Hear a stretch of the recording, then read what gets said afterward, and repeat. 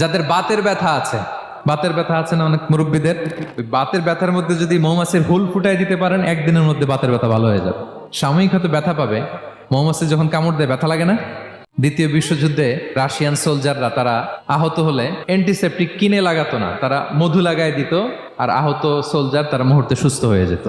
এবং এই মধুর ভেতরে আল্লাহ তাআলা ন্যাচারাল অ্যান্টিসেপটিক রেখেছেন, এটার নাম প্রপোলিস। মুখতালিফুন আলওয়ানু, বিভিন্ন ধরনের ক্রিম হানি, হোয়াইট হানি, ইয়েলো হানি, ব্ল্যাক হানি, নানা ধরনের হানি আল্লাহ তাআলা এইভাবে প্রিজার্ভ করেছেন মৌমাছির মধ্য দিয়ে। আল্লাহ বলেন এই যে এতগুলো মৌমাছি পুষ্প রস এনে মৌচাকের মধ্যে এই রসগুলো রাখে, মধু তৈরি হয়, আল্লাহ বলেন ইন্না ফি যালিকা লাআয়াতান লিকওমি ইয়াতাফাক্কারুন, নিশ্চয় এর মধ্যে আল্লাহ তাআলা চিন্তাশীলদের জন্য নিদর্শন রেখেছেন। যারা চিন্তা করে, তারা হাতের তালুতে শুধু জিহ্বা দিয়ে চেটে চেটে খায় না, তারা ভাবে কোত্থেকে আসলো এই মধু, কিভাবে মৌমাছিগুলো যায়, কিভাবে ফিরে আসে। তাহলে বলেন তো আমাদের চিন্তাশীলতার দরকার আছে না নাই?